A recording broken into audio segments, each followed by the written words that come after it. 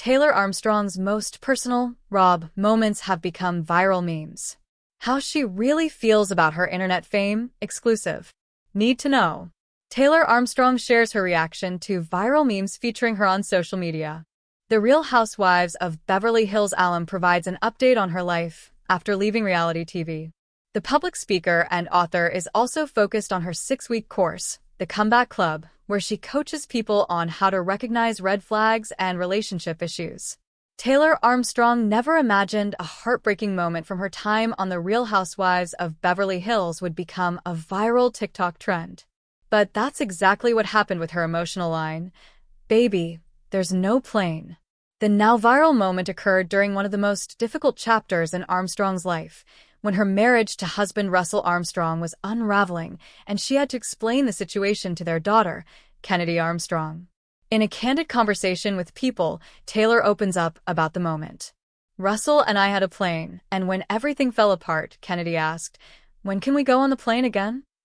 And I had to tell her, "Baby, there's no plane," Taylor says of the scene from Season 3, Episode 9.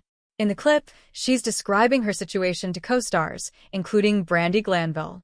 Russell, who is Taylor's husband for 6 years and the father of her only daughter, died by suicide in August 2011, just 1 month after Taylor filed for divorce and publicly accused him of physical and emotional abuse.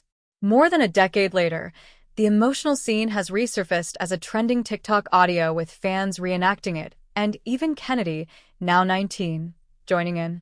She and her friend did a version of it where she falls on the ground and covers her face. "It's hysterical," Taylor says of Kennedy.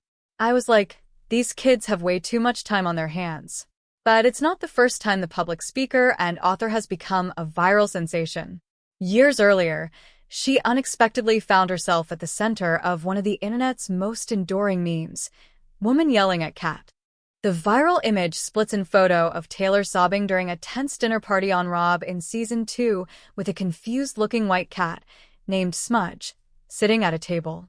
"People always ask me why I was so mad at that cat. There was no cat," she says, laughing. "I wasn't yelling at a cat. But I've given up trying to explain it." She still doesn't understand the viral sensation it caused either, when it was created in 2019. "I sent it to Kyle Richards, and I'm like, I don't get it." She's like, "I don't get it either," says Taylor. "And then I just thought it would disappear. And here we are in 2025, and I still see new ones all the time. I've been saying that for 6 years now. I don't get it." Still, Taylor has learned to embrace her internet fame with a sense of humor, even noting that WYC, short for Woman Yelling at Cat, now trades as a cryptocurrency on the Solana blockchain. "Everyone else has made money off it," she says. "At this point, I think I'm more famous for that meme than I am for Housewives." She does hope her work post-Housewives inspires a different legacy for herself. "I joke that I'm fortunate to be able to have a voice for women and children and men that are in abusive situations or survivors or victims, whatever stage they're in. But I say, but probably on my tombstone it's going to be Smudge and me," Taylor says of the viral cat. But she knows her work off-screen is making a difference. "I have people approach me on almost a daily basis and say that my story had an impact on them, whether it be they left a relationship they were in, or they were able to see my story and help another person through something or inspire someone to move to the next phase of their life," she says. Taylor is so dedicated to helping others, she created a 6-week course, The Comeback Club, where she will coach people on recognizing red flags and relationship issues. "In my course, I tell people all the things I did wrong along the way, so hopefully they will bypass all of those things in the maze that I did incorrectly and get to the finish line more quickly," Taylor explains of the courses, which are expected to begin this summer. She also hopes to show people there is a way out.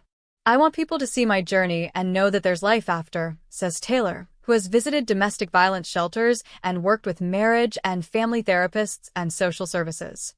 "When you're in it, it's very hard to believe that if you actually leave, there's going to be a future for you that's brighter than where you are right now. Hopefully in 6 weeks through the course, I can move you a little further down the road to the future that's waiting for you." In addition to her work with domestic abuse survivors, Taylor is embracing her life off camera. She appeared for 1 season as a friend on Real Housewives of Orange County in 2023, and her empty nester title.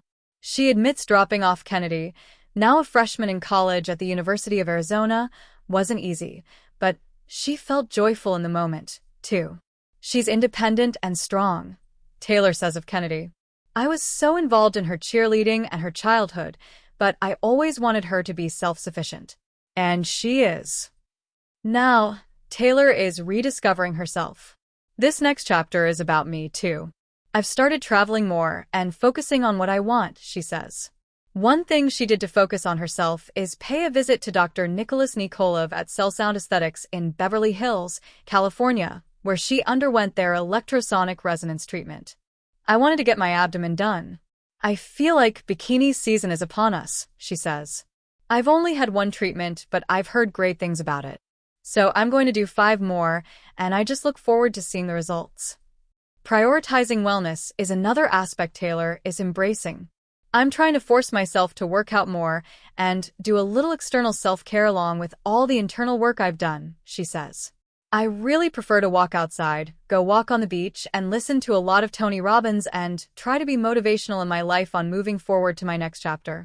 And part of that I think is going to be feeling good on the outside and on the inside. If you're experiencing domestic violence, call the National Domestic Violence Hotline at 1-800-799-7233 or go to thehotline.org. All calls are toll-free and confidential. The hotline is available 24/7 in more than 170 languages. Read the original article on People.